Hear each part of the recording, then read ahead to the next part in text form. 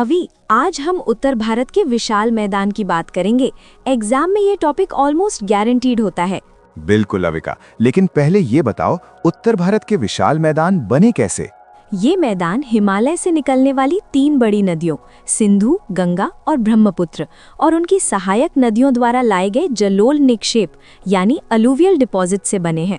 अच्छा, और इन मैदानों को मिट्टी और बनावट के आधार पर 2 भागों में बांटा गया है? नहीं अभी 2 नहीं 4 भागों में, भाबर, तराई, बांगर और खादर। और ध्यान रखना ये उत्तर से दक्षिण की ओर क्रम में होते हैं। 1 भाबर, सबसे पहले आता है भाबर। ये मैदान का सबसे उत्तरी भाग है और हिमालय की शिवालिक श्रेणियों के ठीक नीचे यानी गिरिपाद क्षेत्र में स्थित होता है। मतलब जहां पहाड़ खत्म होते हैं वहीं भाबर शुरू। एग्जैक्टली। जब नदियां पहाड़ों से नीचे उतरती हैं तो वे अपने साथ भारी पत्थर, कंकड़ और बजरी लाती हैं। ढाल कम होने से ये भारी सामग्री शिवालिक की तलहटी में ही जमा हो जाती है। यहीं से भाबर का निर्माण होता है। तो यहाँ मिट्टी बहुत उपजाऊ होगी? नहीं अभी, भाबर में पारगम्यता बहुत अधिक होती है। बड़े पत्थरों की वजह से नदियां यहाँ सतह से लुप्त हो जाती हैं और नीचे नीचे बहती हैं। ओह, इसलिए खेती नहीं होती? बिल्कुल, यहाँ खेती के लिए उपयुक्त नहीं, सिर्फ गहरे जड़ों वाले बड़े पेड़ पाए जाते हैं। और इसका विस्तार? सिंधु नदी से तीस्ता नदी तक लगभग 8 से 16 किलोमीटर चौड़ी संकरी पट्टी। 2 तराई। तो भाबर के बाद आता है तराई, राइट? हाँ, भाबर के ठीक दक्षिण में स्थित नम और दलदली क्षेत्र को तराई कहते हैं। ये दलदली क्यों होता है? भाबर में जो नदियां जमीन के नीचे लुप्त हो गई थीं, वे तराई में फिर से धरातल पर प्रकट हो जाती हैं। कोई तय रास्ता न होने से पानी फैल जाता है और क्षेत्र दलदली बन जाता है।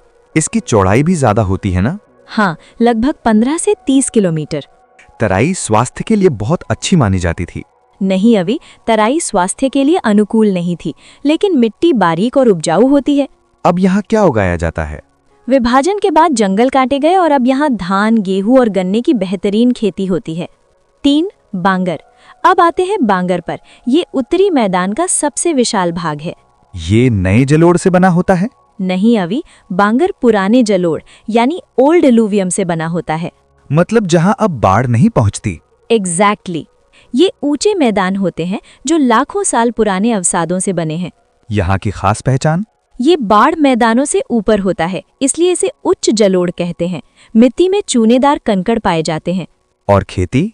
खादर से कम उपजाऊ, लेकिन खाद और सिंचाई से अच्छी खेती संभव। 4 खादर। अब सबसे उपजाऊ खादर।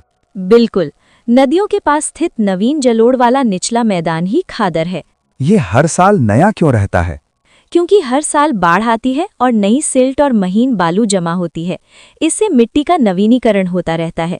इसलिए ये सबसे उपजाऊ? हाँ, यही कारण है कि खादर गहन कृषि के लिए दुनिया के सबसे अच्छे क्षेत्रों में गिना जाता है। उत्तर प्रदेश, बिहार और पश्चिम बंगाल के बड़े हिस्से खादर में आते हैं। एक नजर इनके अंतर पर भी डालना। और हाँ, इसके निष्कर्ष पर चलते हैं अब। देखो, उत्तर भारत के ये मैदान भारत की अर्थव्यवस्था और कृषि की रीढ़ हैं। भाबर और तराई जल संचयन और जैव विविधता के लिए महत्वपूर्ण हैं। बांगर और खादर देश की विशाल जनसंख्या का पेट भरने के लिए अनाज का उत्पादन करते हैं। तो शॉर्ट में, भाबर कंकड़ पत्थर, खेती नहीं। तराई दलदली लेकिन उपजाऊ। बांगर पुरानी मिट्टी, मध्यम उपजाऊ। खादर नई मिट्टी, सबसे उपजाऊ। परफेक्ट अभी, एग्जाम में यही क्लैरिटी चाहिए। एवीआई ध्यान से सुनो। प्रश्न 1 है, उत्तर भारत के विशाल मैदान का निर्माण मुख्य रूप से किन नदी प्रणालियों के द्वारा लाए गए निक्षेपों से हुआ है? ऑप्शंस हैं केवल गंगा और यमुना, सिंधु, गंगा और ब्रह्मपुत्र, नर्मदा, तापी और गोदावरी, कृष्णा और कावेरी। अविका क्लियर है, सही उत्तर होगा ऑप्शन बी, सिंधु, गंगा और ब्रह्मपुत्र। Absolutely correct. हिमालय से निकलने वाली ये तीनों नदियां लाखों सालों से रेत, गाद और मिट्टी लाकर पूरा विशाल मैदान बना चुकी हैं। मतलब यही कारण है कि ये क्षेत्र भारत का सबसे उपजाऊ क्षेत्र कहलाता है। तो इसका क्षेत्रफल लगभग 5 लाख वर्ग किमी होगा? नहीं अविका, ध्यान दो, ये लगभग 7 लाख वर्ग किलोमीटर में फैला है।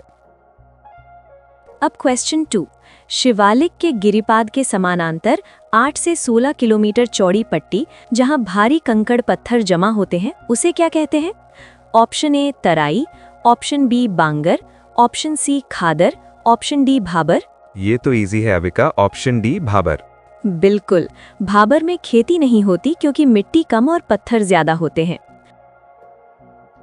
क्वेश्चन 3 सुनो, भाबर की सबसे अलग पहचान क्या है? ऑप्शन ए बहुत उपजाऊ मिट्टी, ऑप्शन बी नदियां फिर से प्रकट होती हैं, ऑप्शन सी नदियां कंकड़ पत्थरों के नीचे विलुप्त हो जाती हैं, ऑप्शन डी हमेशा बाढ़ आती है। करेक्ट आंसर है ऑप्शन सी, नदियां कंकड़ पत्थरों के नीचे विलुप्त हो जाती हैं। एग्जैक्टली, हाई पोरोसिटी के कारण पानी जमीन के नीचे बहने लगता है। अब अगला सवाल, भाबर के दक्षिण में जहां नदियां दोबारा सरफेस पर आती हैं, वो क्षेत्र क्या कहलाता है? Option A Bangar, option B Terai, option C Reh, option D खादर। अविका ये है ऑप्शन बी तराई।